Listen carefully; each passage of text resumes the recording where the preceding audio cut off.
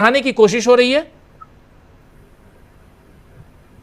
निश्चित रूप से राजीव जी, अ, देश में एक ऐसी स्थिति बनाई जा रही है जिसमें संविधान का सम्मान नहीं हो, न्यायपालिका का सम्मान नहीं हो, और अपोजिशन का सम्मान तो ये पहले ही नहीं कर रहे थे। संवैधानिक संस्थाओं को भी तोड़ मरोड़ चुके हैं। यानी अराजकता आज की सत्ता को सुहा रही है। अराजकता ही उनका उद्देश्य लगता है। इसको आरोप के तौर पर लगेगा, अगर हम इसको विश्लेषण न करें तो इसका विश्लेषण करना जरूरी है कि जब इतनी बड़ी संख्या में आज ताल कटोरा स्टेडियम में वो लोग पहुंचे जिनका हित सीधे वक्फ बोर्ड से जुड़ा हुआ है, और न सिर्फ वो लोग पहुंचे बल्कि उनकी चिंता में उनके वाजिब कंसर्न को समझते हुए विपक्षी नेता भी उनके साथ खड़े हुए। यहाँ ये बात उल्लेख करना बहुत ज़रूरी है कि वक्फ बोर्ड जब कानून बन रहा था, विधेयक पारित हो रहा था, तो सदन में कम से कम लोकसभा में 200 से ज़्यादा हिंदू सांसद वक्फ बोर्ड बिल के खिलाफ वोट कर रहे थे। ये बात अपने आप में बताता है कि ये सिर्फ मुसलमानों का मसला नहीं है, ये देश के धर्मनिरपेक्ष मूल्य और परंपराओं को बचाने का मसला है कि क्या जिस सरकार के पास बहुमत होगा वो कोई भी कानून पारित कर सकता है, जिसके बारे में, जिस कानून से जो आबादी प्रभावित होगी, जो लोग प्रभावित होंगे, उसको विश्वास में लेना क्या जरूरी नहीं है? और अगर जरूरी नहीं है तो यही लोकतंत्र की आत्मा पर कुठाराघात है। कानून तो सत्ता में है, बहुमत है तो आप बना ही लेंगे, लेकिन कानून का विरोध न हो, और इस हद तक विरोध न हो जैसा कि आज ताल कटोरा स्टेडियम में देखने को मिला है। यह सुनिश्चित करना ही सत्ता का लोकतंत्र में परम कर्तव्य होता है, जो आज दिखाई नहीं दे रहा है। दूसरी बात यह है कि सुप्रीम कोर्ट पर हमला क्यों हो रहा है? सुप्रीम कोर्ट पर हमला, आप देखिए, जब से नरेंद्र मोदी जी की सरकार आई है, कैसी कैसी घटनाएं अदालत के इर्द गिर्द घटी हैं।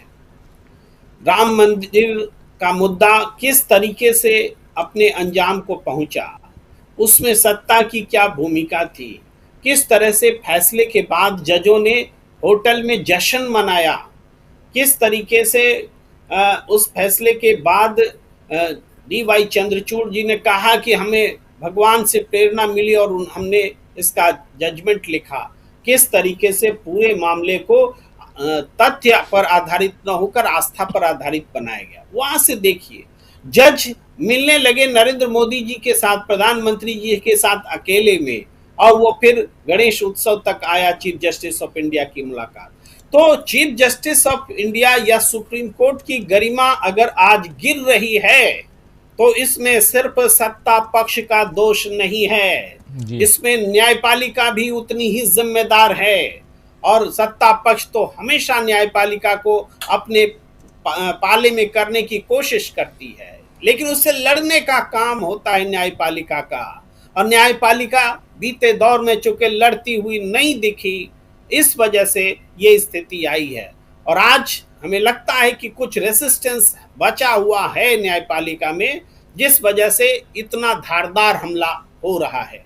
अभी वक्फ बोर्ड मामले पर भी सुनवाई होनी है न्यायपालिका में, तो क्या न्यायपालिका उसी तरीके से जैसे राम जन्मभूमि के मसले पर सुनवाई हुई, जश्न मना और तमाम चीजें हुई, क्या उसी तरीके से वक्फ बोर्ड को भी सुना जाएगा, या सुनने के लिए बाध्य करने वाली शक्तियां सक्रिय हो गई हैं? ये चीजें हैं जो हमें चिंता में डालती हैं। अभी तक देखिए, दो तीन हिस्सों में बांट कर देखिए, देश के लोकतांत्रिक व्यवस्था और चुनावी लोकतंत्र को तहस नहस करने के लिए जो उपाय सत्ता पक्ष कर सकता है, अपनी सरकार को रिपीट करने के लिए जो उपाय कर सकता है, वो सारे उपाय किए गए हैं। उसमें न्यायालय में मामलों को लटकाना, लंबे लंबे समय तक लटकाना, चुनाव आयोग को उसके पैनल को बदल देना, चुनाव के नियमों को बदल देना, जिसमें कि आप सीसीटीवी फुटेज नहीं देंगे, ये सारी चीजें दिखी हैं। तो यानी आज की सत्ता लोकतंत्र और संविधान को कुचलने के लिए न सिर्फ न्यायपालिका पर हमले कर रही है, बल्कि वो अपोजिशन पर भी हमले करती रही है, संवैधानिक संस्थाओं पर भी हमले करती रही है। और आज की जो बड़ी खबर जो आ रही है, जिसका जिक्र भी होना जरूरी है राजीव जी, वो जम्मू कश्मीर से पहलगाम में जो घटना घटी है। अभी तक तो मीडिया में यही खबर आ रही है कि 1-2 लोग मरे हैं और कुछ लोग घायल हुए हैं, लेकिन जिस तरीके से नरेंद्र मोदी जी के निर्देश पर अमित शाह जी ने कहा है कि हम जा रहे हैं जम्मू कश्मीर, तो ये घटना छोटी नहीं होगी। आप लिख लीजिए, मुझे जो सूचना मिल रही है अपने सोर्सों से, लगभग 25 से 30 लोग मारे गए हैं। 25 से 30 मैं कह रहा हूं अपने सोर्सेस के हिसाब से, जिसको मीडिया अभी 1 से 2 कह रहा है। और ये सैलानियों पर हुआ हाल के समय में सबसे बड़ा हमला है, और ये बहुत बड़ी खबर है जिस पर भी विश्लेषण करने की आवश्यकता है कि क्यों घटी है ये घटना, किसकी फेल्योर है ये, कैसे, जबकि लश्कर तैयबा ने इसकी जिम्मेदारी ली है। तो इंटरनेशनल ऑर्गेनाइजेशन आज जम्मू कश्मीर में घुसकर कैसे अपनी गतिविधियों को अंजाम दे रहा है, जबकि नोटबंदी हो गई, सीमा सील है, तमाम तरह के दावे हैं, फिर भी ये घटना घटी है। आप देखिए, इससे पहले हमने कैसी कैसी घटनाएं देखी थी, पुलवामा का हमला और तमाम चीजें, उसी कड़ी में ये एक नया अध्याय जुड़ता हुआ दिख रहा है। जी राजीव जी, बिल्कुल आप सही कह रहे हैं। हमारी रिपोर्ट जो है उस हिसाब से दक्षिण कश्मीर के अनंतनाग जिले में पहलगाम के पास बैसरन में पर्यटकों पर हुए घातक आतंकी हमले में 27 लोगों की मौत हो गई है। 27 लोग, इसकी पुष्टि नहीं हुई है, लेकिन हमारी रिपोर्ट, हमारे संवाददाता की रिपोर्ट, सुरेश डुग्गर जो हमारे संवाददाता हैं, मैं नाम भी ले रहा हूं, उनकी रिपोर्ट के हिसाब से 27 लोगों की मौत हो चुकी है। ये दुखद है, कई लोग घायल हैं।